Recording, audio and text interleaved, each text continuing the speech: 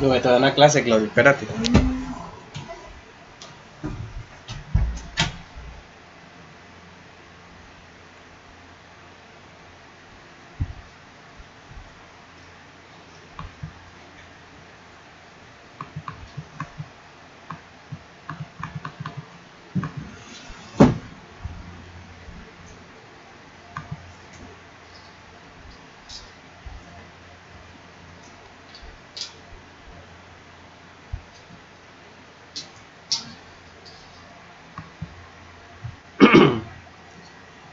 Jóvenes, muy buenas tardes, ¿cómo están? ¿Cómo han pasado? Saludos.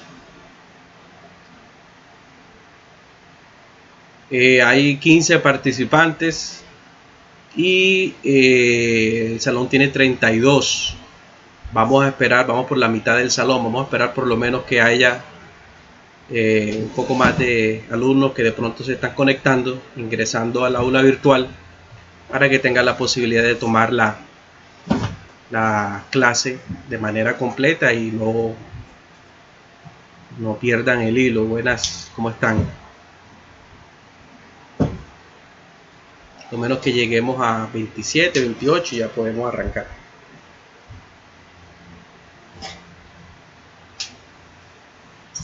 Daniela, por favor, silencia tu micrófono para que no haya interrupciones al momento de que se esté expresando la clase. Muchas gracias, Daniela. Vamos a esperar, van 18 porque a mí me cuentan aquí. 18 más 10, 28, 2, 6, 32. Vamos a darle 2 minuticos más y comenzamos la clase, que hay suficiente tiempo hasta las 8 de la noche.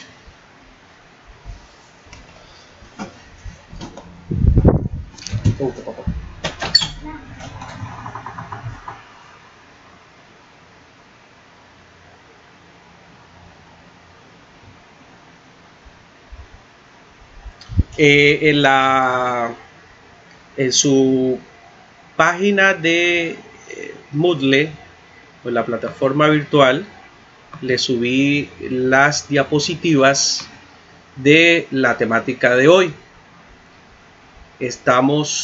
Las diapositivas están en la semana 10, porque esta es la semana conforme al calendario que deberíamos 15 de abril de 6:38. Recuerden que por problemas del internet no pudimos dar la clase el miércoles antes de Semana Santa. Es decir, que estaríamos en mora de dar la semana 9, que la vamos a dispensar, si Dios lo permite, mañana a las 8 de la noche, tal como habíamos acordado. Y correspondería entonces a cumplir lo relacionado a la semana 9. Entonces, en la semana 10, en la parte inferior, están las diapositivas de la temática impedimentos y recusaciones. Haciendo una ambientación. Permítame un momentico. Y entro a mi plataforma. Aquí está. En la semana 9, que es donde pues deberíamos iniciar, porque este tema es dividido en 2 clases conforme al sílabus. Hay 2 sesiones de impedimentos y recusaciones.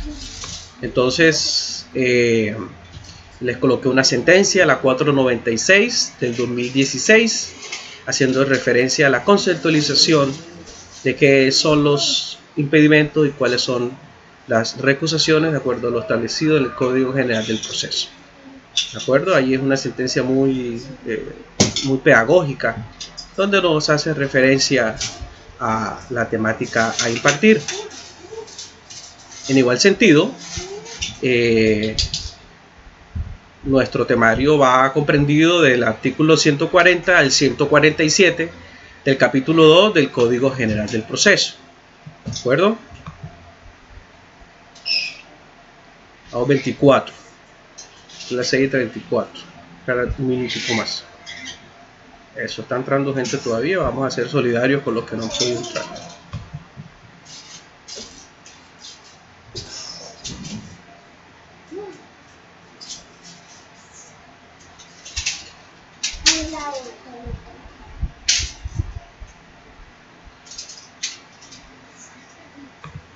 Entonces, abriendo, vamos a ver, regálame un minutico por favor, vamos para dar inicio a la clase de los impedimentos y recusaciones. Van 25, vamos a esperar que se integren los otros porque después cogen el tema un poquito avanzado y entonces vienen las convenientes también. Vamos a dar un tiempito de gracia, están ingresando la gente, muy bien.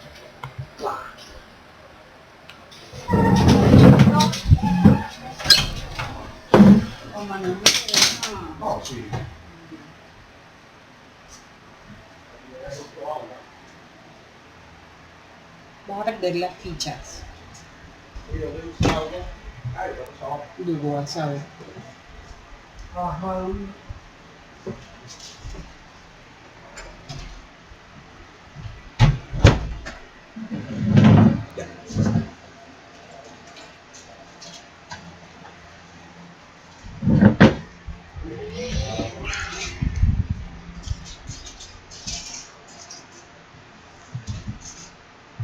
Bueno, jóvenes, estamos casi que listos para iniciar nuestra temática. Ahora sí, muy buenas noches, ¿cómo están? Me agrada saludarlos ya en este tiempo casi de finalización de esta cuarentena y entrando a una supuesta cuarentena inteligente. Me agrada mucho saludarlos. Vamos a ver una clase muy interesante que se llama Los impedimentos y las recusaciones. Sugiero que abran sus diapositivas y por ende su Código General del Proceso para que vayan constatando y siguiendo pues la explicación y la lectura de la misma. Por ende la explicación. Permítame un segundo, estoy aquí cuadrando un tema.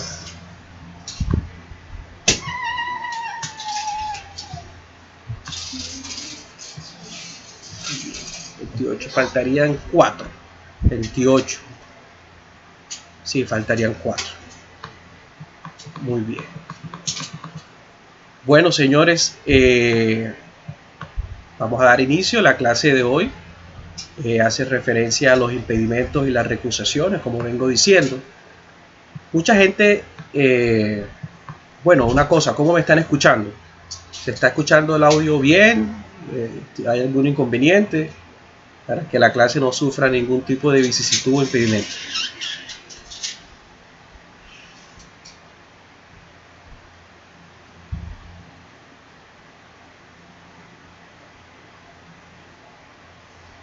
Sí, lo que sucede es que a veces, lo que pasa es que como estoy cargando unas clases al drive de la universidad, tengo los recursos de memoria ocupados y temo que de pronto se me pueda trabar el computador. Por eso les coloco las diapositivas en la plataforma para que cada quien en su computador pues las vaya abriendo o en su defecto pues vaya sí, porque estamos cargando las clases grabadas que me imagino se la van a dispensar ustedes, y esas clases conforme a los archivos de acuerdo al programa que tenemos equivale a casi 500, 600 megas. Están subiendo en estos momentos casi 3 gigas, entonces no quiero saturar el computador. Entonces, como les decía, nuestra clase hace referencia a los impedimentos y recusaciones, un tema bastante importante dentro del desarrollo de los procesos.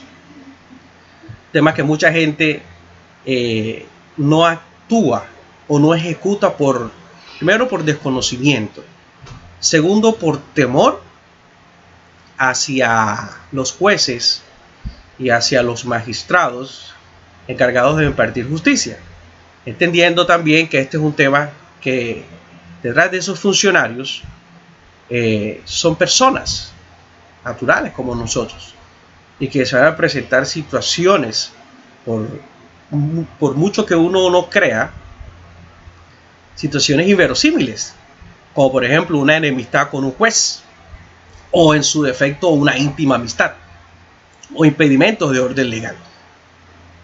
Estamos en un mundo coloquial y esas situaciones pueden pasar, pero son herramientas que utilizamos, digámoslo así, la parte demandante, en este caso incluso obviamente pues también la demandada, la parte dentro del proceso para proteger, para preservar la indemnidad, que el proceso sea cristalino, que realmente sea un proceso objetivo, que realmente sea un proceso transparente y que no medien ni favorecimientos, ni amistades, ni ningún tipo de situación en la cual pueda haber afectado la sentencia como tal. Eso nos podemos dirigir a la segunda diapositiva, donde hace referencia a la ubicación normativa. ¿Sí? Dice que los impedimentos y recusaciones, nosotros, señores, los podemos encontrar en el capítulo 2, comprendiendo los artículos 140 a 174 del Código General del Proceso. ¿De acuerdo? Muy bien. Esta clase, les comento, va a ser dividida en dos, para comenzar a explicar cómo va a ser la dinámica de estas dos clases. Esta clase va a ser dividida en dos, si no estoy mal hay como unas 25, 26 diapositivas.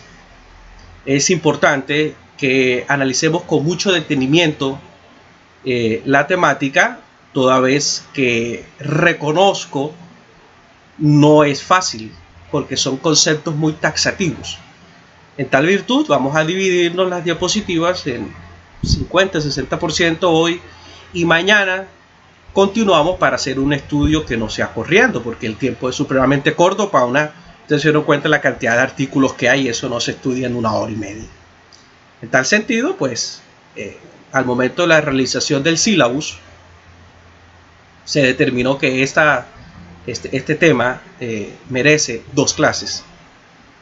Bueno, ¿qué actividad tiene esta temática?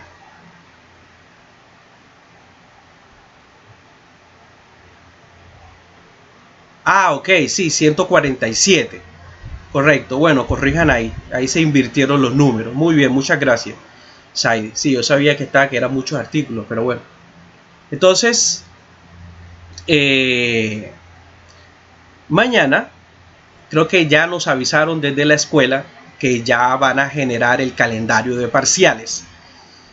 Eso van a ser unos parciales atípicos. Bueno, va a ser los particulares parciales donde el profesor va a estar presente. Por lo general, a mí me gustan mucho los parciales en grupo, porque me gusta poner a pensar, y además de eso me gusta que realmente hoy en el siglo XXI la gente tiene que trabajar en grupo. Una cosa es calificar y otra cosa es evaluar. Entonces, estos van a ser unos parciales atípicos. Ya nos comentaron que hay libertad para los docentes para que realicen los parciales conforme a ellos, conforme a su metodología, a su invención. Yo personalmente hablo por mí y no hablo por los demás docentes, a quienes respeto y pues no tengo injerencias en su forma de calificar. Yo me habitúo a unos parciales tradicionales, ¿de acuerdo? La gente me ha preguntado, pero ¿cómo van a hacer con el tema de los parciales? Si el tema de la virtualidad, bueno, obviamente me van a hacer unos parciales donde van a conformar la plataforma, se van a temporizar el término para su desarrollo, van a ser unos parciales de mucho análisis, más que todo que nosotros estamos manejando una casuística casi.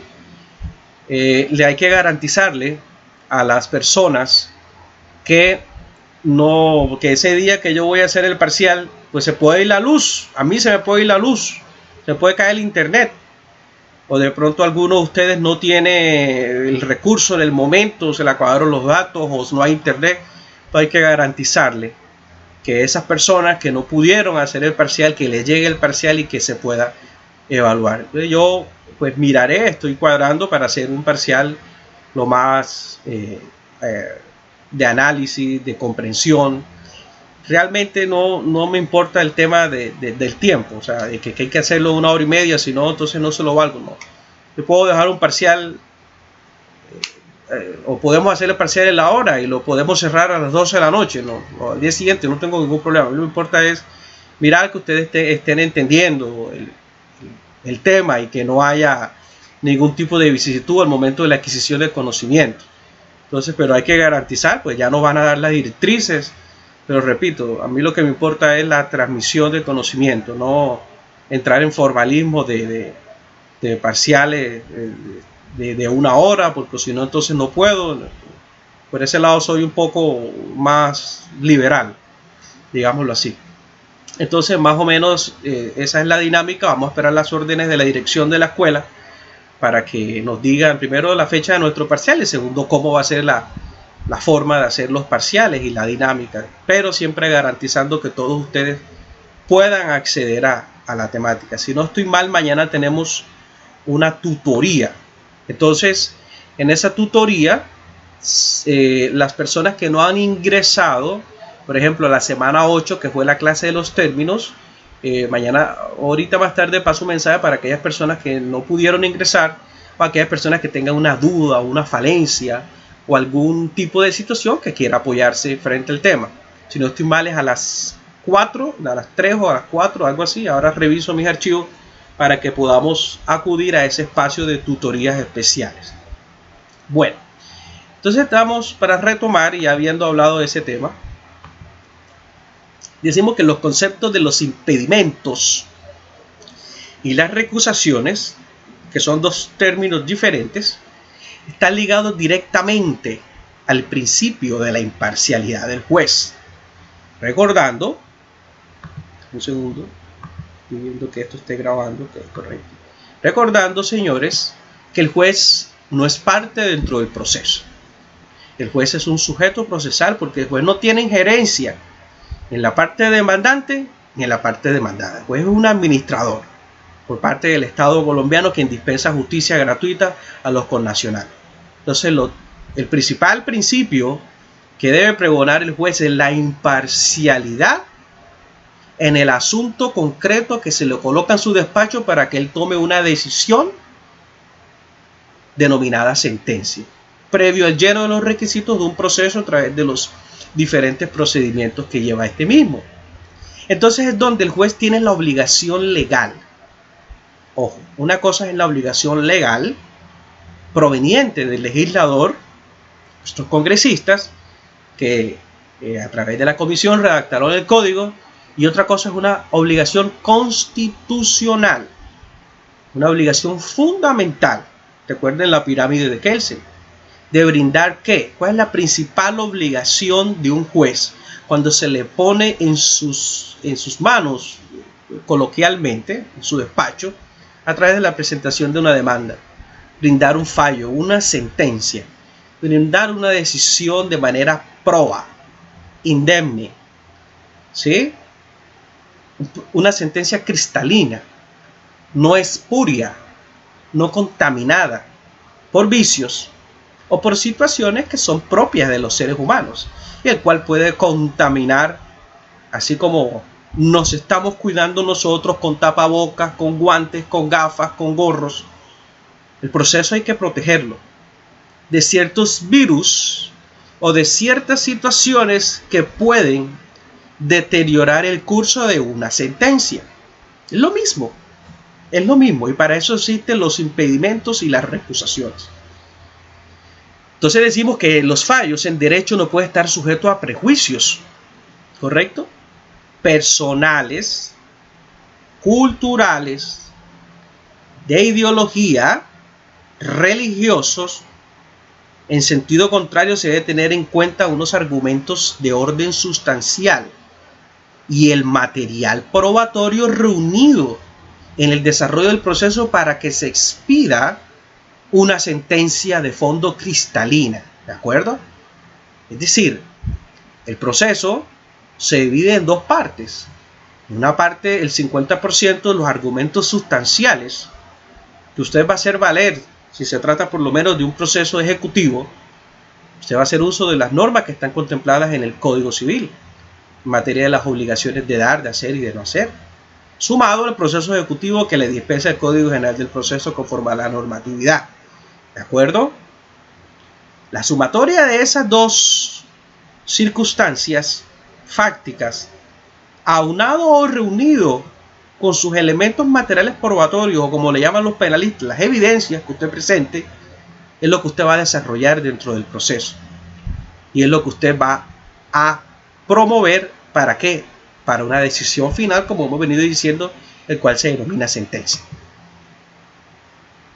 Seguimos a la siguiente diapositiva y vamos a hablar de la naturaleza jurídica del principio de la imparcialidad. Sí, el principio de la imparcialidad, señores, tiene una naturaleza jurídica desde dos puntos de vista: una imparcialidad objetiva y una imparcialidad subjetiva. Muy bien, estos dos conceptos ustedes los pueden buscar e indagar en la sentencia C-762 del 2009, que expone un caso concreto respecto a los impedimentos y recusaciones de manera casi que muy pedagógica. La Corte en sus sentencias es muy pedagógica en el desarrollo de los conceptos, y por tanto son conceptos que los podemos traer a la academia. Dice que la imparcialidad objetiva exige que los asuntos sometidos al juzgador, ¿correcto?, les sean ajenos de manera tal que no tenga interés de ninguna clase, ni directo ni indirecto. Ahí es donde yo llamo y que veo a muchos colegas que dicen: es que el juez es amigo mío, no te preocupes. Ya usted está ahí dañando el proceso. ¿Qué te repito, Dina? Disculpa. Estaba hablando de la imparcialidad objetiva y la imparcialidad subjetiva como naturaleza. Ah, claro, sí. La sentencia 762 del 2009. Muy bien. Entonces estaba diciendo de que en el campo coloquial muchos colegas se ufanan. No te preocupes, que el juez es amigo mío. Usted ya dañó el proceso. De manera subjetiva, usted está dañando el proceso. Porque si su contraparte lo escucha, puede promover una recusación contra él. ¿De acuerdo? Entonces, si usted es amigo del juez y usted cree que usted deba tener un comportamiento de acuerdo al decoro profesional, no lo diga. No lo diga. Maneje su decoro profesional. Que si el juez, que es el encargado de recibir el proceso, y resulta que, para poner un caso coloquial, que Natalia Martínez es la juez primero civil del circuito, yo soy amiguísimo de ella, tenemos una amistad entrañable, somos compadres, él se debe declarar impedido, ¿de acuerdo? Pero ¿a dónde voy? Que los litigantes o los que van a ejercer el litigio se está diciendo que son amigos de los jueces, porque enseguida contaminan el proceso, lo virulizan, lo dañan. Y es por eso que la imparcialidad objetiva, dentro del punto de vista de la naturaleza jurídica, dice que el juez no tiene que tener ningún tipo de interés, ni ninguna clase directa o indirecta en él. Esa es la principal razón al momento en que el juez analiza su proceso, sea civil, sea penal, sea administrativo, de familia, de orden, funcionario de orden administrativo. Pues no tiene que tener ningún tipo de interés en el proceso. Y más cuando se trata de ciudades de pequeños habitantes como es Cartagena, donde todo el mundo se conoce con todo el mundo. Ni siquiera decir de pronto un municipio pequeño, San Juan, Pinillo, donde pues, la población es muy reducida. Entonces a eso, con estas clases vamos a ver que con eso hay que tener mucho cuidado. En ese orden de ideas, hace referencia a que un eventual contacto anterior del juez con el caso sometido a su consideración desde el punto de vista funcional y orgánico excluye cualquier duda razonable de su imparcialidad. Es decir, que si el juez ha tenido un contacto con esa persona que posteriormente le dispensa un proceso en su despacho judicial, ese proceso está contaminado. Ya ese proceso no es imparcial. El proceso viene una parcialidad porque somos seres humanos, somos seres sensibles. Como por ejemplo, si yo soy el juez civil del circuito, juez segundo civil del circuito, y la señora Candelaria me presenta un proceso, yo le di clases a ella. No estamos en la universidad. ¿Usted cuál cree que de pronto puede ser mi posición si nosotros llevamos una amistad? Una cosa, ojo, una cosa es el conocimiento, que nos saludemos, que nos tratemos como colegas, pero otra cosa es una amistad, un conocimiento íntimo. Pues seguramente mi percepción se va a ver afectada, porque no voy a tener un razonamiento igual que con una persona que no conozca. Eso es lo que hace referencia a la imparcialidad objetiva, ¿de acuerdo? Y si los jueces, como verdaderos veedores de la administración judicial, cumplieran este tipo de situaciones desde el punto de vista de la imparcialidad objetiva, tuviéramos unos fallos más indemnes y menos cuestionables que se caen en otras instancias, como vamos a ver. La imparcialidad subjetiva garantiza que el juzgador no haya tenido relaciones con las partes en el proceso que afecten la formación de su parecer, ¿correcto? Es decir, la una hace referencia a que haya tenido un manejo procesal previo a un proceso que le sobreviene, y la otra hace referencia al contacto, relaciones sociales. Por eso yo no entiendo, y es como uno cuando entra al común diario, cómo, y porque lo he visto, cómo secretarios de un juzgado toman café con abogados litigantes donde llevan procesos. Están dañando la relación de imparcialidad. Funcionario no debería, cuando por ejemplo el secretario del juzgado tercero de familia, donde yo llevo un proceso, yo no me puedo reunir con él, no se ve bien. Estoy rompiendo el principio de imparcialidad. Aunque yo no esté hablando del proceso, durante lo que dura ese proceso no deberíamos tener contacto alguno, porque el proceso se debe mantener indemne, impoluto, y no comenzarlo a virulizar, porque dentro de una conversación, de pronto tomando un café, tocamos el proceso, y si él me da una luz frente a una situación que yo propuse, el proceso se dañó, porque ya entonces el Estado se vuelve parte, y el Estado no puede ser parte dentro del proceso, porque tiene que garantizarme el principio de la imparcialidad. Por lo menos yo lo he hecho.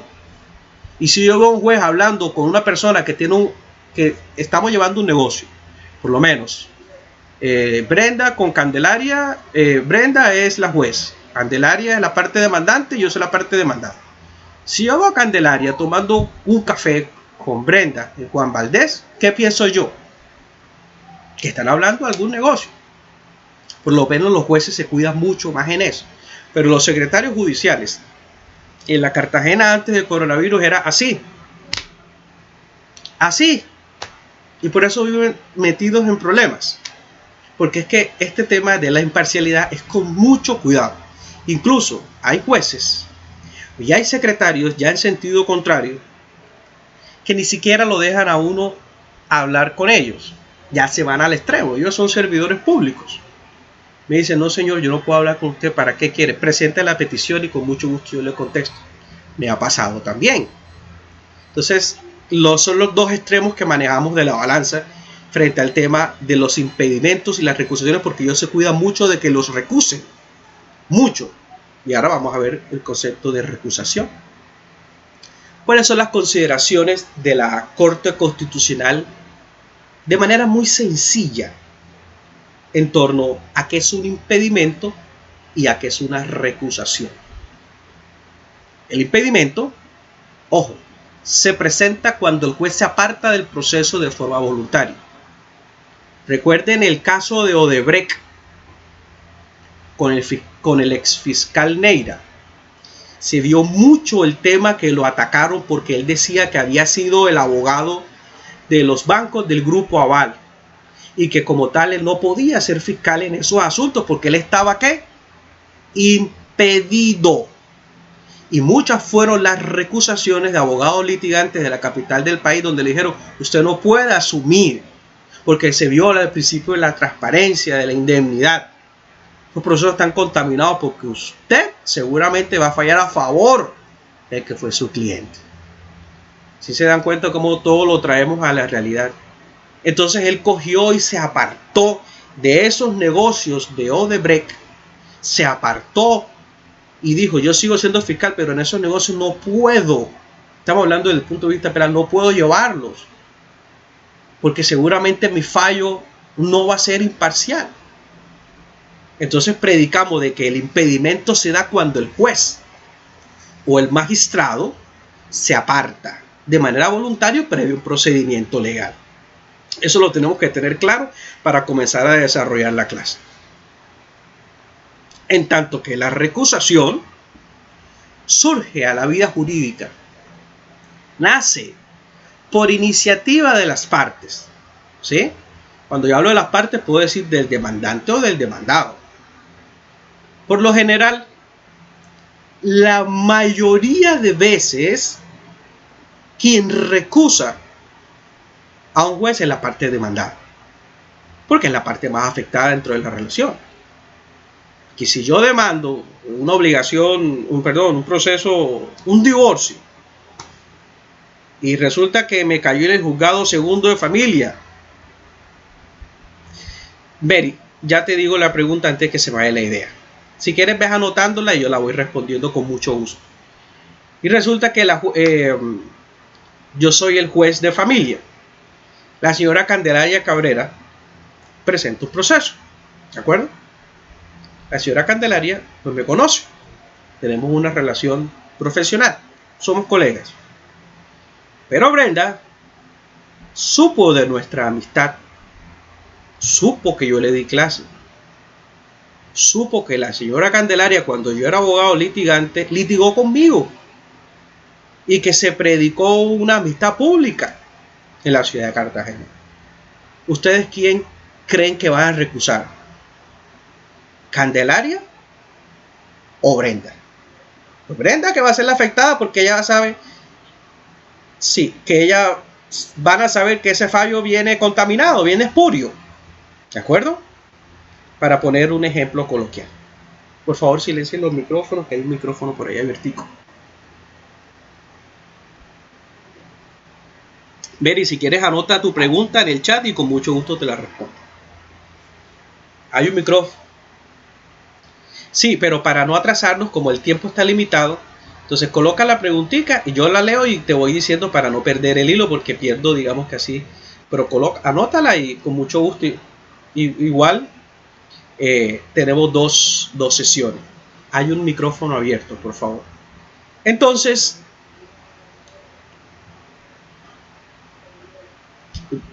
por favor, hay un micrófono abierto.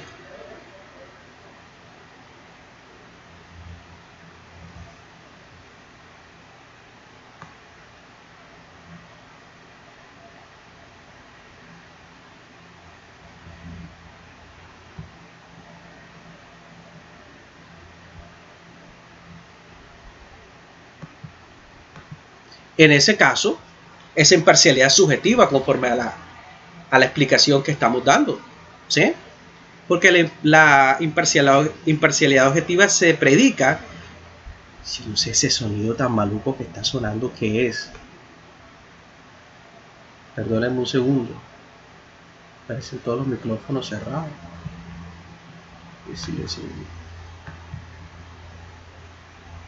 Bueno, conforme al concepto que estamos dispensando, la objetiva deviene de los negocios que pudo haber tenido el juez con esa parte, ¿sí? Cuando me refiero a negocios, me refiero a los procesos, que uno coloquialmente los abogados le decimos a los procesos, a los casos le decimos los negocios. Es decir, esa persona ha llevado procesos anteriormente yo que soy el juez con Candelaria, deviene una imparcialidad objetiva y no subjetiva, ¿de acuerdo? Entonces le damos el concepto de recusación. Dice que surge la vida jurídica por iniciativa de las partes. Eso es algo muy fundamental. Si yo en el parcial pregunto, ¿cuál es la diferencia entre impedimento y recusación?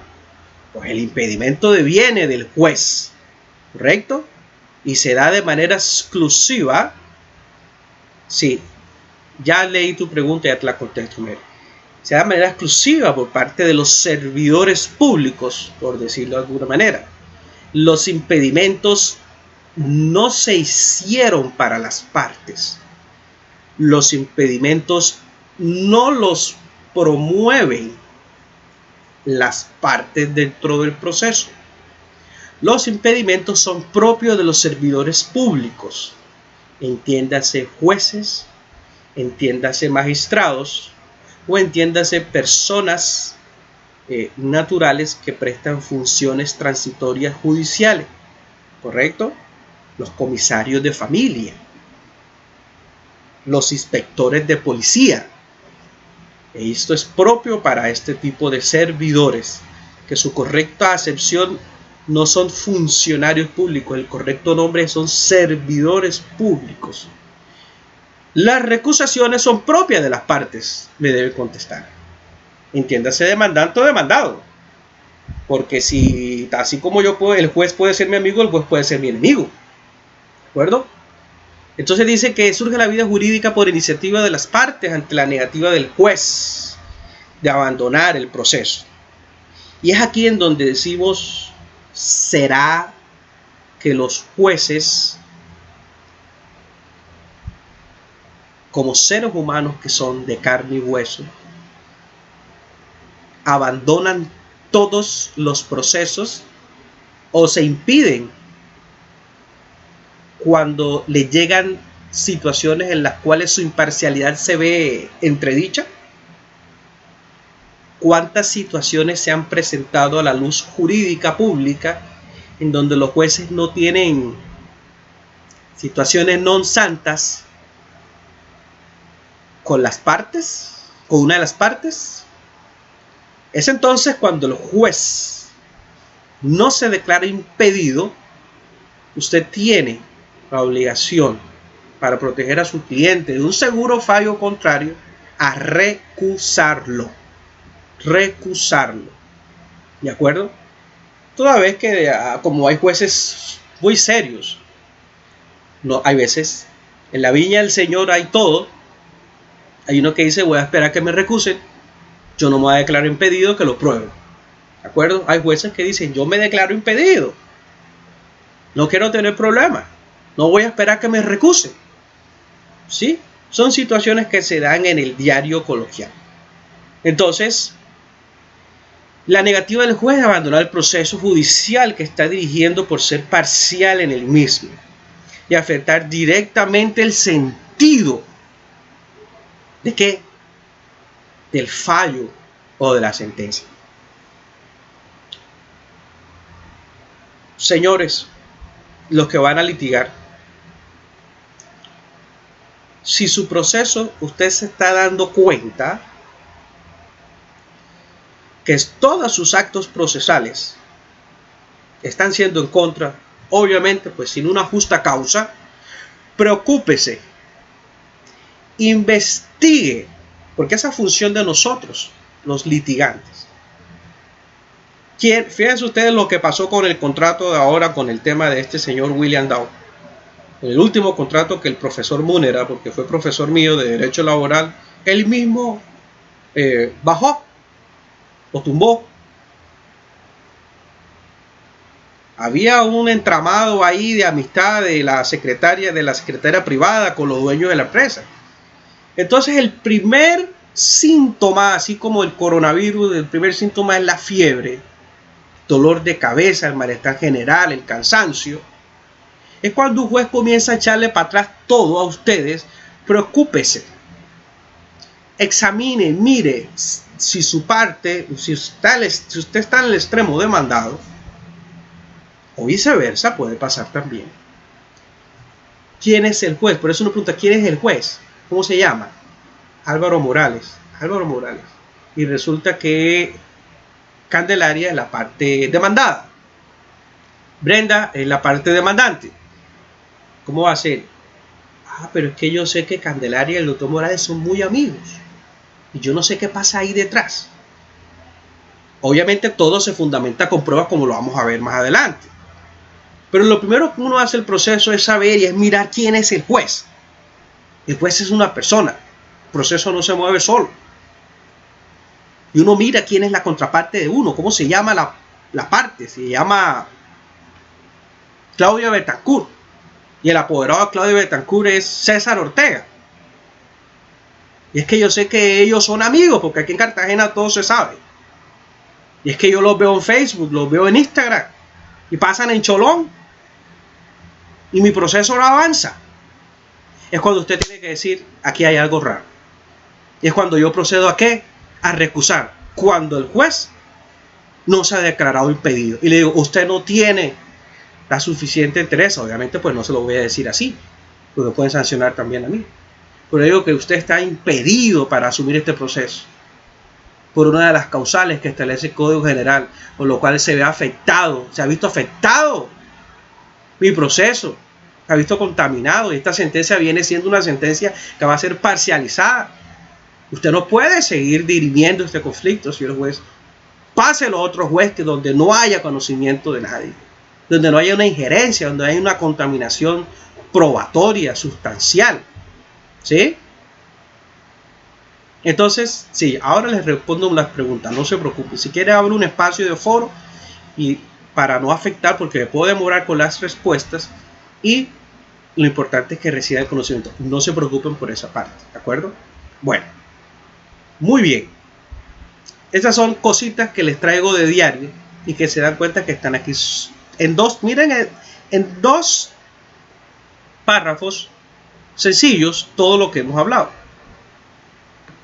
Seguimos la siguiente diapositiva y habla cuáles son las declaraciones. Ahora sí sé cuándo puede el juez declararse impedido, retirarse, apartarse, alejarse del proceso. Lo primero que le tengo que decir, señores, es que las recusaciones y los impedimentos son taxativos. ¿Sí? Ya les voy a abrir un espacio foro porque llevo bastantes preguntas, señor. Entonces,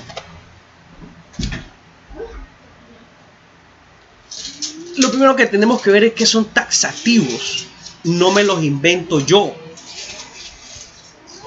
No es conforme a lo que se vaya dando. No, están expresos dentro del proceso. Ni más ni menos. Y tenemos que sujetarnos a la parte normativa procesal para declarar impedido a un juez o un magistrado. No hay más. No están por jurisprudencia, no están en unas leyes aparte del código. Son estos los que vamos a comenzar a leer. ¿Okay?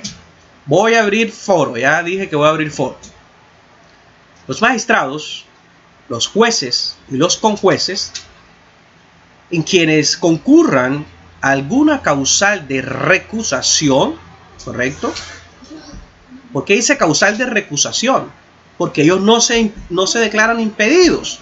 Ellos son seres humanos también. No le tengamos miedo a los jueces y a los magistrados.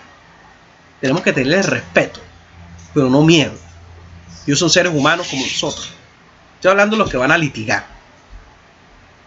Mucha gente ve a un juez y le da como miedo saludarlo, o le da un temor reverencial cuando entra a una audiencia. Yo le tengo respeto a un juez, yo no le tengo miedo.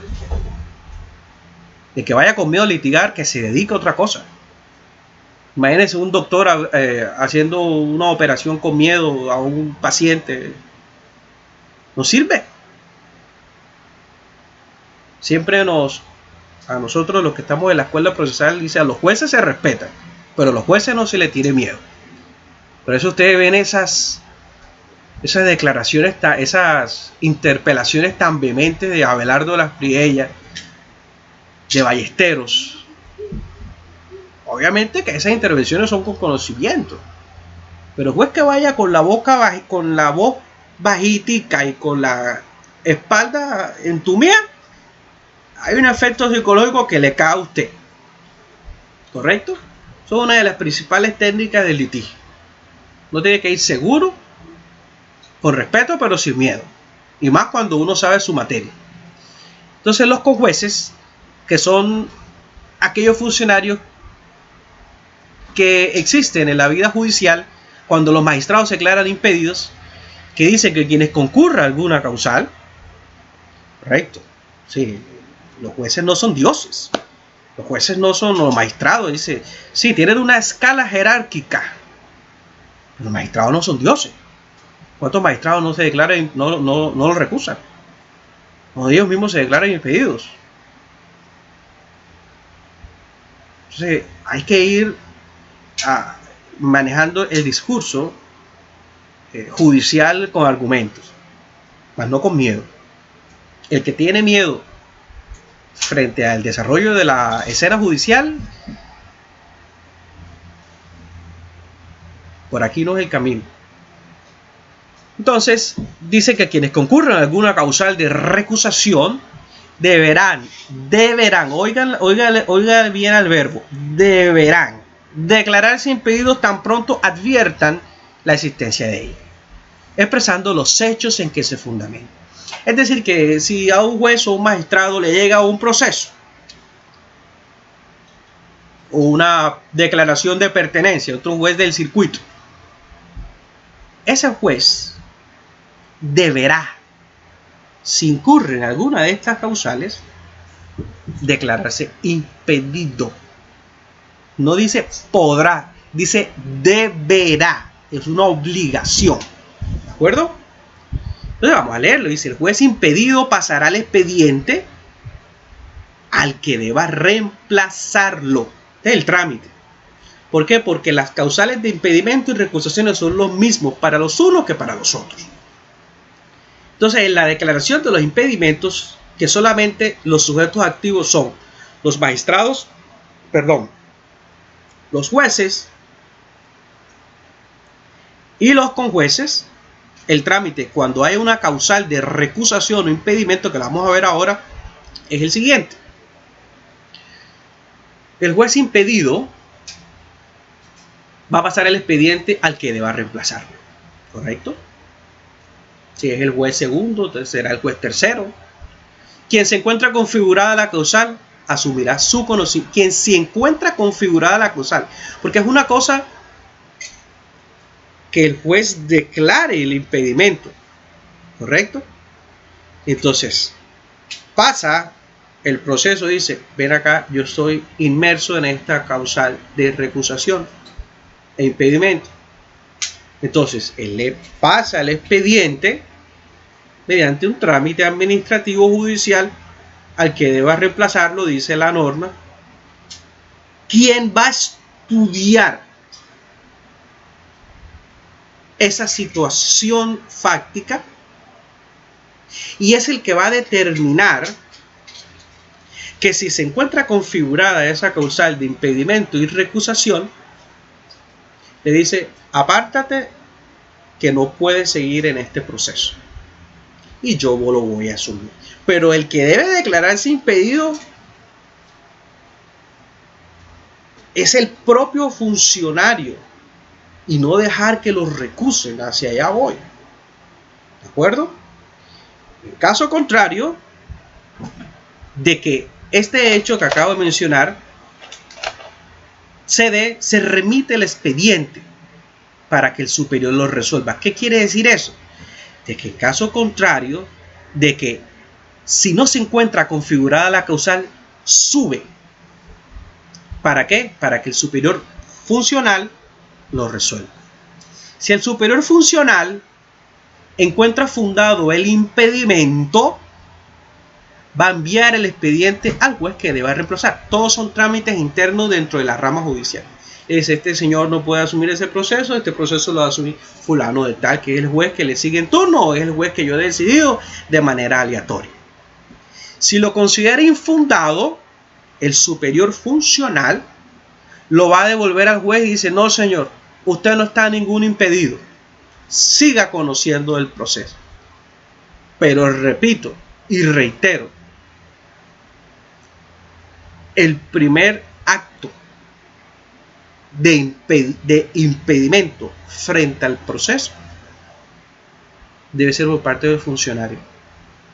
No debe ser ni del juez que le sigue en turno, ni del abogado demandante, sino debe ser un acto de moralidad judicial, de decoro, de ética, y lo somete a este trámite que le estamos explicando. Dice: yo no puedo asumir este proceso.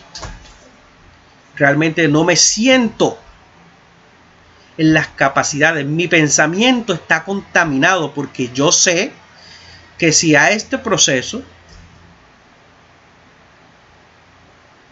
en el desarrollo probatorio de las audiencias del 372 y del 373, mi corazón va a tirar más para un lado que para el otro.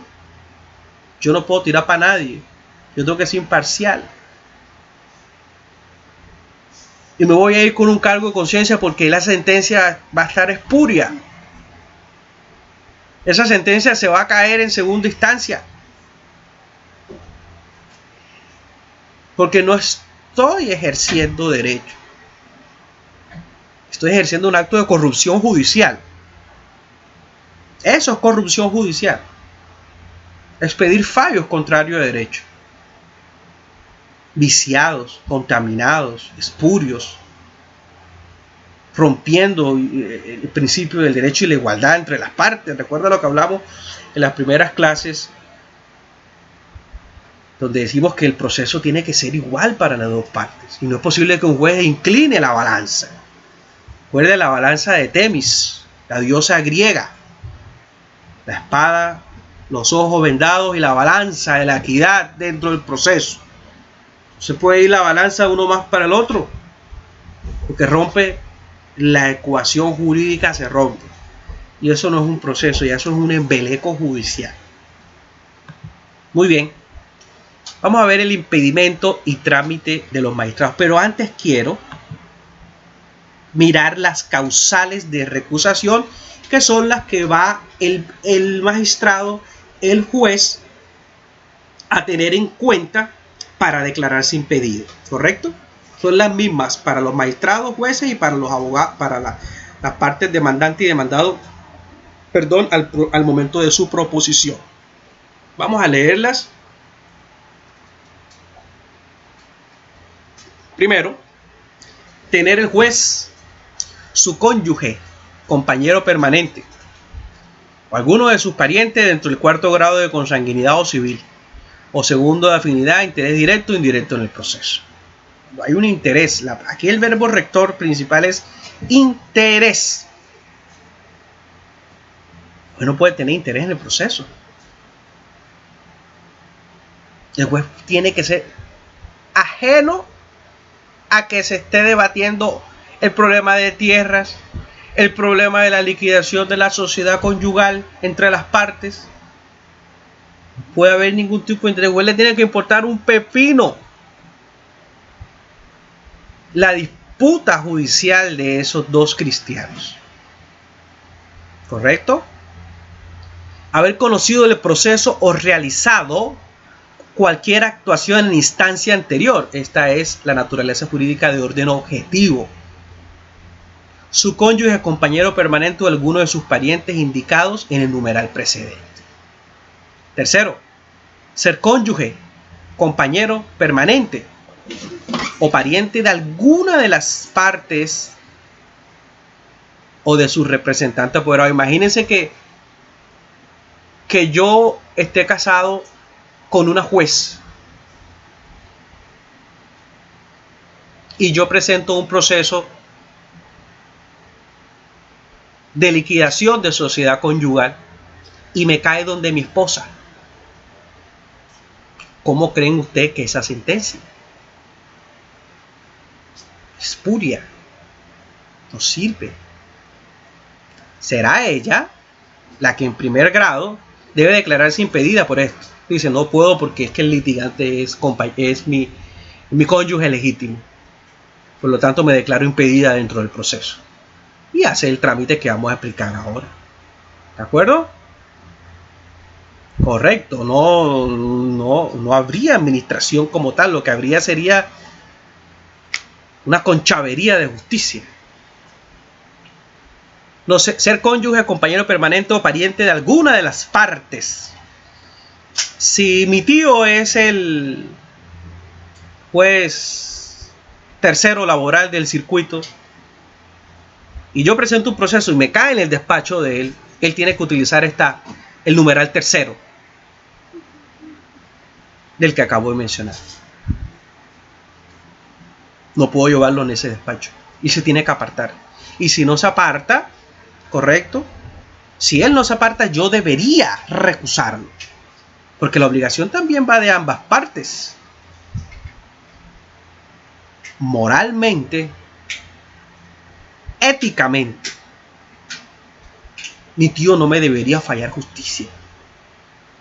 Que se llega a enterar esa contraparte de que, además de que tenemos los mismos apellidos, y seguramente van a formar problemas del siglo y su proceso se va a caer. Porque eso existe casi que una vía de hecho judicial. Ese fallo no fue en derecho, ese fallo fue en familia. ¿De acuerdo? Y les comento algo, señores. A mí me funcionó en mis épocas de estudiante.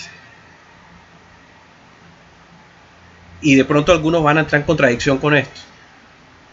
Pero las causales de recusación hay que aprendérselas de memoria. Si no, no sirve. Siempre recuerdo el doctor Moisés Rodríguez, que da clases en la universidad. Me dio clases por allá en sexto semestre en la San Buenaventura. Que hoy es docente, sigue siendo docente, es docente de la Universidad del Cibú. Siempre nos decía, la única manera que uno puede ejercer los impedimentos y las recusaciones es que uno se las aprenda de memoria. No hay más. Y yo se los recomiendo a ustedes, señores. Apréndanselas de memoria.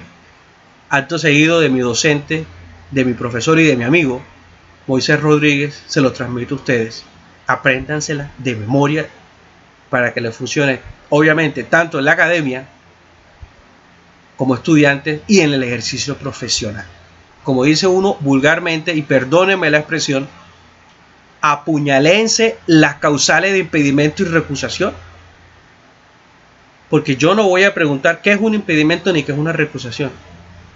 Yo les voy a poner un caso manejable, sencillo. Porque es que en la calle a usted no le van a preguntar, señor, ¿qué es un impedimento? Abogado, dígame qué es una recusación. Eso no lo van a ver. El caso concreto viene conforme a estos postulados que estamos viendo. En la calle nadie a uno le pregunta concepto. En la calle todo es casuístico. El que no maneje casuística, o qué abogado va a esperar que en la calle le digan, dígame la naturaleza jurídica de los impedimentos y recusaciones, doctor. Y dice, doctor, el juez es primo hermano del abogado de la parte demandada. ¿Qué hacemos? Así se lo van a decir. Tal cual. Le van a decir, doctor, me enteré que el juez, dentro del proceso de divorcio que nosotros llevamos, y obviamente que el juez no se haya declarado impedido, cosa que no creo,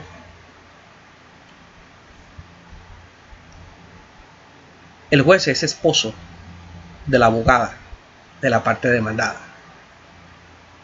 Necesito que haga algo ya, porque ese juez no puede seguir conociendo de mi proceso. Eso es lo que ustedes se van a enfrentar, los que vayan a litigar, por supuesto, y los que incluso vayan a litigar para empresas, no solamente personas naturales, porque hay mucha gente que se va a vincular cuando salga como abogado de la universidad y litigan para las empresas. Esto es lo que ustedes se van a enfrentar, señores. Entonces yo transmito y sigo el orden secuencial jerárquico de mi amigo y profesor Moisés Rodríguez, que a ustedes les va a dar, creo que en sexto, séptimo, algo así. Apréndanselas de memoria. Si no, no van a poder resolver los casos y en su ejercicio profesional no va a servir. Cuarto, ser el juez su cónyuge, compañero permanente o alguno de sus parientes indicados en el numeral tercero.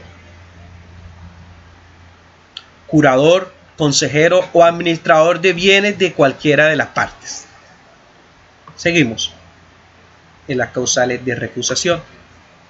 Quinto, ser alguna de las partes su representante o apoderado, dependiente o mandatario del juez o administrador de sus negocios.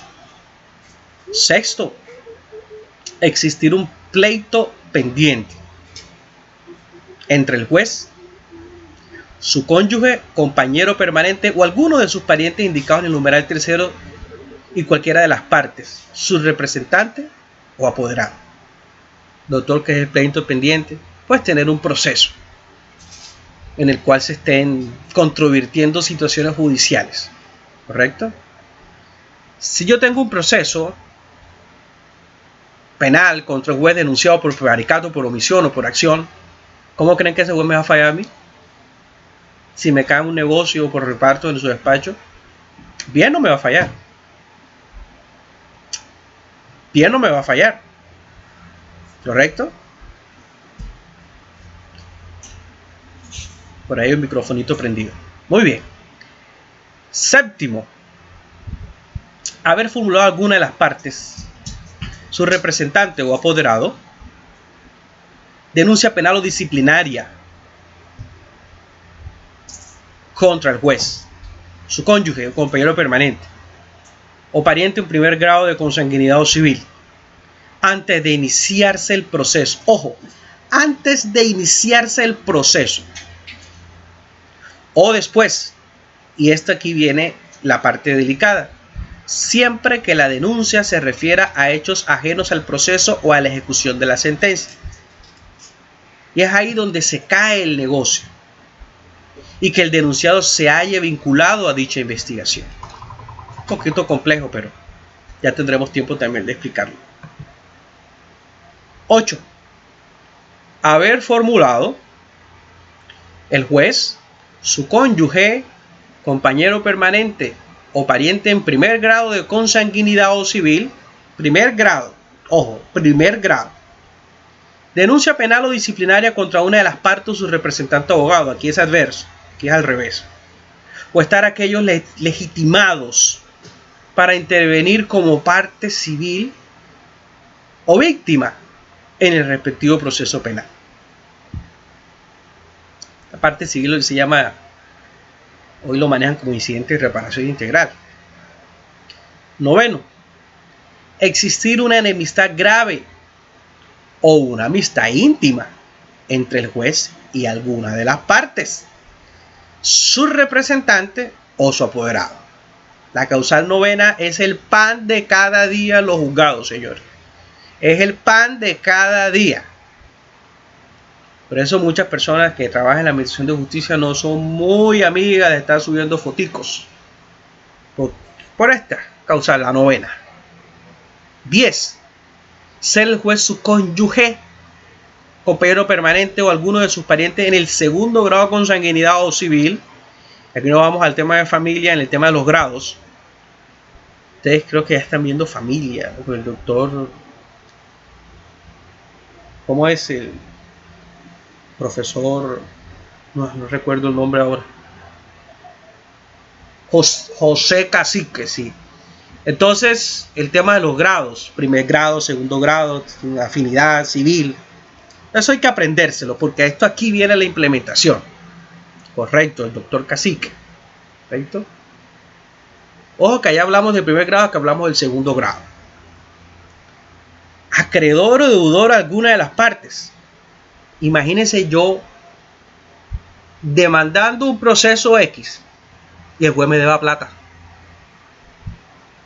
El juez me sea deudor. O que incluso el juez me sea un acreedor. Que yo le deba plata al juez. Rompe el principio de ¿qué? De la imparcialidad. El proceso se contamina inmediatamente. Por eso hay que darle reseteo y que se vaya para donde otro, porque usted no es competente desde el punto de vista funcional. Judicial sí, pero funcional no. Y es una de las cosas, mis estimados estudiantes, que más o que menos cuidado, perdón, le ponen los abogados. Los abogados se centran en el desarrollo del proceso y eso está bien. Y las personas que consultan, me han consultado, la primera pregunta que yo le digo es: ¿conoces al juez? Mucha gente me dice: ¿y para qué lo voy a conocer? A mí no me interesa el juez. Pues a ti te tiene que interesar, porque el juez es un ser humano. Yo no sé qué relación hay entre tú y el juez, o entre el juez y la otra parte, o entre el representante, o hay algún tipo de consanguinidad, no sé. Ay, no sé, ni idea. Ves al expediente y ve. Conozco abogados que me dicen: oye, ven acá, ¿y quién es el juez? Por eso mucha gente llega a los despachos y dice: ¿quién es el juez aquí? Pero no para saber por qué sí, pues por esto. Por los impedimentos y las recusaciones, señores. Entonces, la primera situación, incluso yo diría que antes del desarrollo del tema de la contestación de la demanda de reconvención, ¿quién es el juez? Cuando el juez obviamente pues asume, aprende el conocimiento del proceso. ¿De acuerdo? Y mucha gente no le presta atención a esto. Y es por eso que sus fallos en muchas condiciones son nugatorios, son contrarios. Y se sorprende: pero si, oye, ¿qué pasó aquí? ¿Alguna vez te pusiste a preguntar quién era el juez? ¿No te diste cuenta que tu proceso todo te lo echaban para atrás? ¿Alguna vez te preguntaste si entre la parte demandada y el juez hubo algún tipo de vínculo? ¿Investigaste en el medio? ¿No te sonó que el abogado de la parte demandada tuviese el mismo apellido que el juez? ¿No te sonó? Pues a mí sí me suena cada vez que llega un proceso a mi oficina. Y lo primero que hago es investigar quién es el juez, porque no me conviene desde el punto de vista del litigio, porque seguramente me van a dar palo, porque no hay cosa más peligrosa que dos voluntades juntas. Se vuelve un concierto, porque en el proceso nos vemos, pero a la salida, cuando esas partes se encuentran en una reunión social, dice: mira, a mí me presentó esto, vas a hacer esto. Incluso se ven muchos. Recuerden que el juez está totalmente prohibido, casi que hable con las partes por fuera del proceso, salvo cuando se den el desarrollo de las audiencias, porque el juez le puede decir: preséntame esto, promueve una nulidad.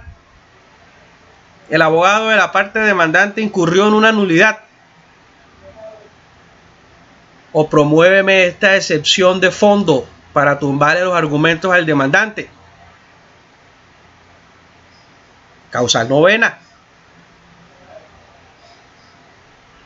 Y es por eso que yo siempre recomiendo, tanto a las personas que capacito como a mis estudiantes, es que antes de desarrollar el ejercicio judicial en materia de una defensa o de una postulación de un derecho de acción, lo primero que uno hace siempre es: ¿quién es el fiscal? ¿Quién es el juez? ¿Qué papel actúa aquí?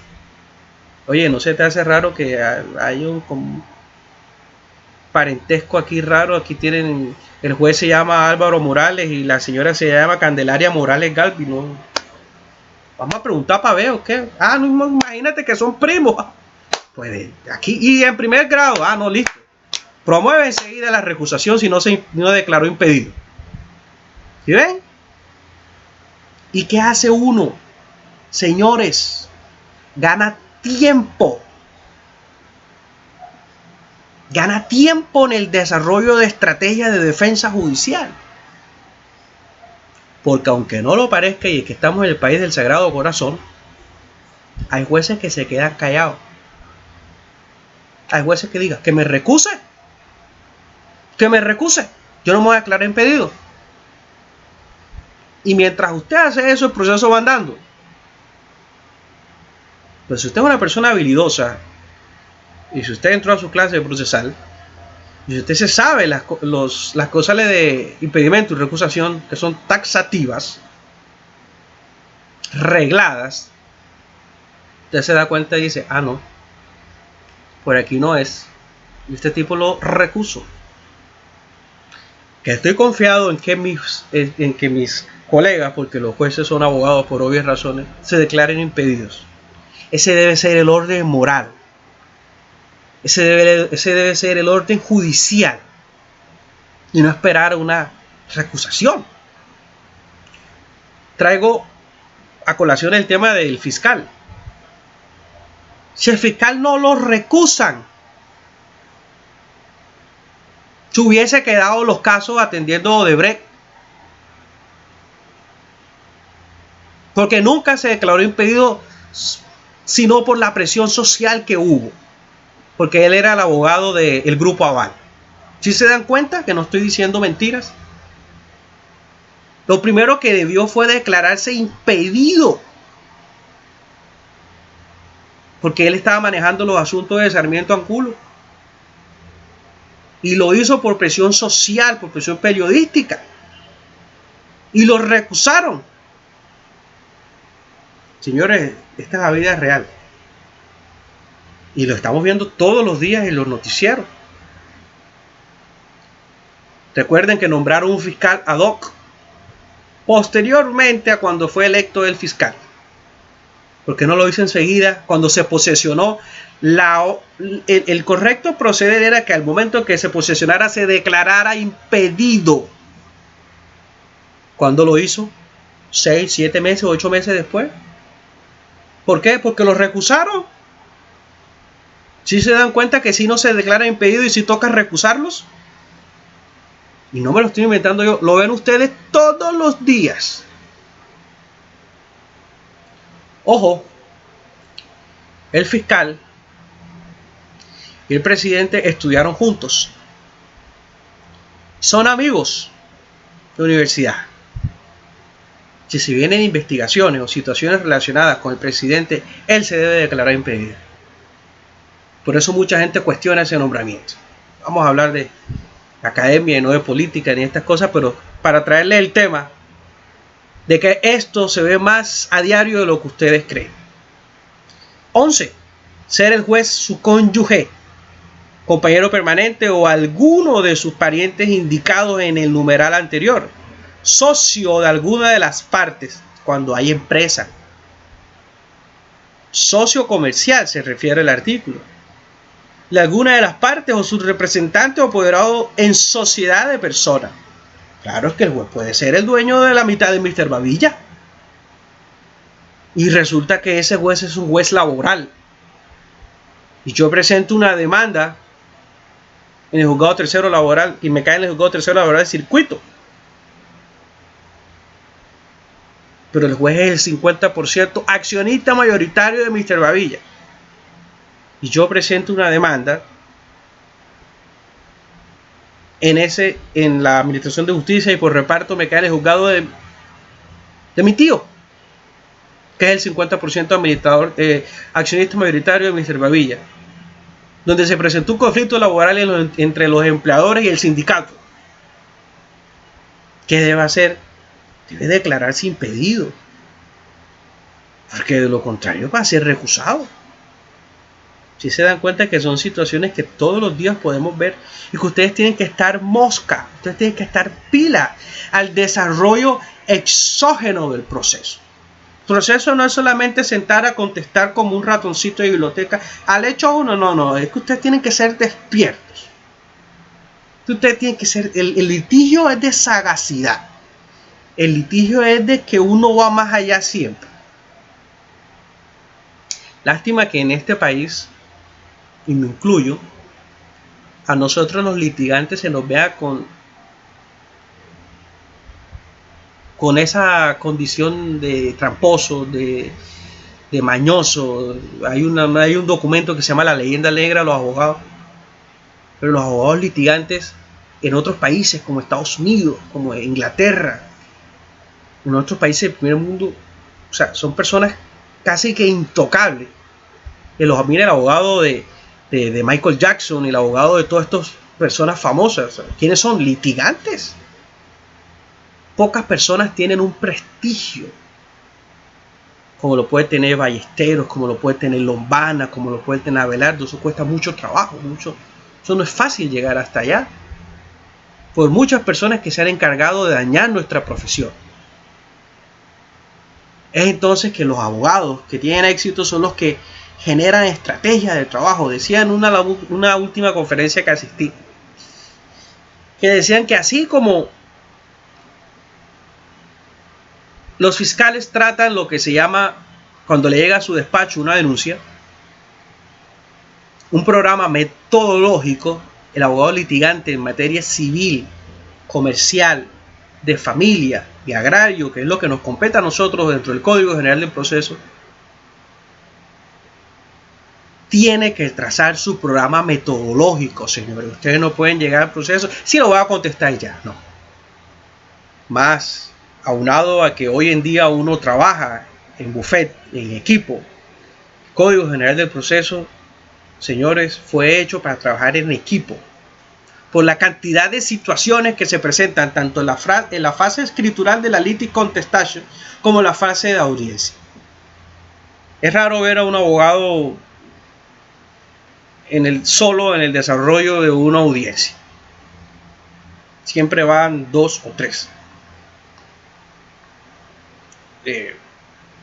Por eso hoy se aplica mucho la figura del abogado principal y del abogado suplente. Porque mientras uno está en el desarrollo de la audiencia, el otro va copiando y diciendo lo que uno va manifestando. Y por competencias. Hay abogados que son muy buenos en la parte escritural, hay unos que son muy buenos en la parte oral, hay unos que son muy buenos en la parte de los recursos. Y uno tiene que aliarse estratégicamente para poder desarrollar un litigio que se llama, en estos días en la universidad también lo propusieron, litigio que se llama litigio estratégico. Ese abogado que lo es todo, o del CPC, señores, no se ve muy bien ya. Entonces, que al momento que usted trata un programa metodológico desde el punto de vista civil, lo primero que usted ve es relación juez y partes. Es lo primero que usted traza como un orden del día judicial. Y al desarrollarse esto, sí, yo recomiendo, no necesita tener un buffet de 8 o 10 abogados. Trabajen en compañía con su compañero de universidad que siempre se llevó bien. Trabajen 3. Abogado solo ya no está, eso no. Sí, hay cosas que uno puede llevar solo, sí, y que son manejables. Pero hoy en día, ¿qué tiene Abelardo de las Priellas? Entren a la página de Abelardo de las Priellas ahí en internet, de las Priellas Lawyer Enterprise, una cosa así. todos los abogados divididos por competencias: administrativista, penalista, civilista, laboralista. El tipo es la figura, el show y la cosa. Váyanse a la página del doctor Ballesteros. No trabaja solo. Hoy en día la dinámica judicial, señores, es trabajar en equipo. Por eso ustedes ven que yo le pongo trabajo en grupo, porque la persona que comienza a trabajar solo se acostumbra a trabajar solo y allá afuera se da su porrazo. Porque hoy en día prima el trabajo judicial en equipo. Si yo soy abogado, yo tengo que tener contactos con peritos, con auxiliares de la justicia, con abogados casacionistas, con abogados expertos en recursos. Solo hoy en día, frente a esta dimensión judicial que hoy existe, puede tener un golpe de suerte, pero no sería lo ideal con su cliente.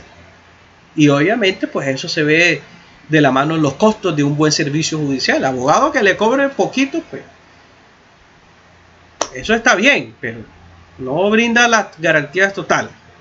O vaya a preguntarle cuánto vale un proceso con Abelardo Las Priellas, porque le está garantizando ¿qué? Gestión, que es lo que uno debe garantizar. Entonces decimos que el numeral 11, ser juez, su cónyuge, compañero permanente o alguno. Sí, es que ese es el show. Él ya se encarga de las relaciones públicas, pero detrás de él tiene un equipo de trabajo, porque él busca a los clientes con su show. Yo creo que Abelardo ni siquiera litiga ya, pero detrás de él tiene una empresa. Entren a la página y verán. Tiene como 20 abogados y tiene muchos abogados jóvenes. Pero él ahora mismo se está en el tema de la farandulería, del arte, de todo el tema, porque es lo que le busca, es lo que está en el marketing judicial, que le llaman. Marketing judicial. Obviamente buenos clientes. Entonces, el número 11 dice ser el juez de su cónyuge, compañero permanente o alguno de sus parientes indicados en el numeral anterior. Socio de alguna de las partes o su representante o apoderado en sociedades de personas. 12. Y aquí terminamos con esto. Haber dado al juez consejo o concepto. Ojo, mira que yo lo puse en conocimiento. Fuera de actuación judicial sobre las cuestiones en materia del proceso, el juez no tiene por qué estar hablando con los abogados. Pues no puede dar asesoramiento. ¿De acuerdo? O haber intervenido en este como apoderado. Tampoco lo puede hacer. Agente del Ministerio Público, que haya sido perito, que haya sido testigo. 13. Ser el juez su cónyuge, compañero permanente o alguno de sus parientes indicados en el numeral primero.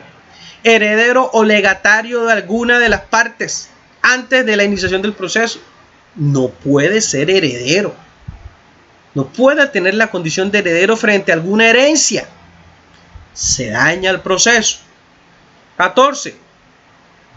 Tener el juez su cónyuge, compañero permanente o alguno de sus parientes en segundo grado de consanguinidad o civil. Pleito pendiente en que se controvierta la misma cuestión jurídica que él debe fallar. ¿De acuerdo? Aquí la parte importante es que haya la misma identidad jurídica que él debe fallar cuando exista la figura del pleito pendiente. Entonces ustedes se van a investigar el tema de los grados. ¿Cuál es el primer grado? ¿Cuál es el segundo grado? ¿Cuál es el tercer grado? ¿Cuál es el cuarto grado? ¿De acuerdo? A manera pedagógica para poder entender todos estos. Y si no estoy mal, en familia es el tema de la cruz, materia de descendientes, ascendientes y colaterales. Dejamos ahí para mañana explicar el trámite, ¿sí?, de los impedimentos por parte de los magistrados y de los jueces. Es supremamente sencillo. E iniciamos, acto seguido, con las características de los impedimentos y recusaciones.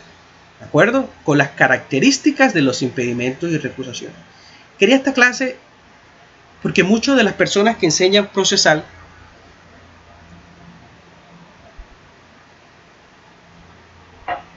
no explican, no leen los impedimentos y recusaciones. Eso hay que leerlo y leerlo, comprenderlo, digerirlo. Por eso les mando a que determinen o indaguen los grados de consanguinidad, ¿correcto? Ascienden, descienden y se extienden también, muy bien. Ascendientes, descendientes y colaterales, me lo enseñaron a mí en la vieja escuela. Colaterales son los que van a seguir la línea hacia allá, los que parten, es decir, hacia la derecha y los otros hacia la izquierda. Eso es familia, pero yo no sé si, me acuerdo que eso fue como por allá por sucesiones, por allá como por noveno semestre en mi penso. Los pensos han cambiado mucho. Entonces, señores, mañana seguimos con la cátedra. Voy a abrir el foro porque hay preguntas y obviamente esto me queda guardado y voy a respondérselo. Sí, buenas noches. Chiu, Adriana, ¿cómo te va?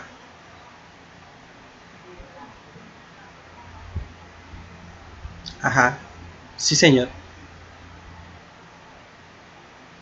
Sí.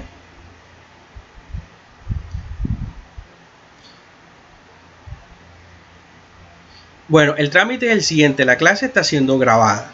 La clase en estos momentos, yo ahora que la termine, la subo al Drive de la universidad y él debería, si puede, obviamente está dentro de su tiempo, asistir mañana a la tutoría de Derecho Procesal, que va de 4 a 5, pero no sé cuál es el horario de él. Porque esta grabación es muy... pesa mucho en materia de megas, ¿correcto? Pero yo inmediatamente la grabación, ahorita yo termino y al rato yo comienzo a subirla. Si él no puede acceder mañana a la tutoría, pues yo me pongo en contacto con él para despejar las dudas y si es posible, pues darle una explicación frente al tema que estamos dispensando. Por eso no hay ningún problema porque las órdenes son claras en materia de la escuela de llegar a aquellas personas que se les imposibilita, en este caso cuando son fuerza pública, cuando son sectores de salud o incluso personas que tienen trabajos relacionados, brindarle todo el acompañamiento. Pero inmediatamente se cargue, yo pues aviso mediante un mensaje porque estas grabaciones, como son a veces son 500, 600 megas, siempre se toma una hora, hora y media y esto queda plenamente grabado.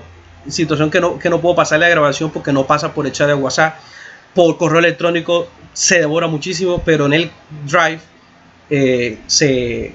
hoy me pasó supremamente rápido. Parece que hay algo entre la conexión y el Drive que se sube rápido y yo creo que se las van a poner a ustedes. Ya eso lo maneja directamente dirección de escuela, ¿correcto? Bueno, con mucho gato. Bueno, dile que no se preocupe. Bueno, señores, sí, mañana esa la clase, Hernando, es a las 8 hasta las 10, 90 minutos. Y para suplir lo relacionado a la clase que no pudimos ver por el tema del internet de la vez pasada, cuando estaba todo el inicio de esta situación del coronavirus. La clase mañana, el jueves, la reprogramación está en su página. Está en su página, señores. Mañana, jueves, de 8 a 10 y 15, conforme al acuerdo que nosotros llegamos de que era después de Semana Santa. En ese orden de ideas, les recomiendo que lean la sentencia, ¿de acuerdo? Lean las diapositivas y comiencen a generar. Voy a abrir un espacio de foro también. Ahí les voy a responder sus preguntas. De las que están aquí, pues ya yo les mando un chat a Mary y a las otras personas que hagan sus preguntas, que yo con muchísimo gusto, para que quede pues obviamente evidenciado en el foro y que otras personas también miren las respuestas. Voy a abrir el foro, ahorita procedo a hacer unas actividades y abro el foro, yo les aviso y obviamente que la grabación inmediatamente se sube. Sé que tienen clase con la doctora María Emma ahorita a las 8, entonces me permito ya ausentarme para que tengan su proceso de conectividad con la doctora María Emma. Me place mucho haberles dispensado esta clase, espero que haya sido de su agrado. Sé que son temas que no son fáciles, al principio uno tiende a enredarse, pero eso es más fácil de lo que ustedes piensan. Entonces, señores, feliz noche, que descansen y cuídense mucho. Bueno, pues hasta luego, pues. Bueno, hasta luego.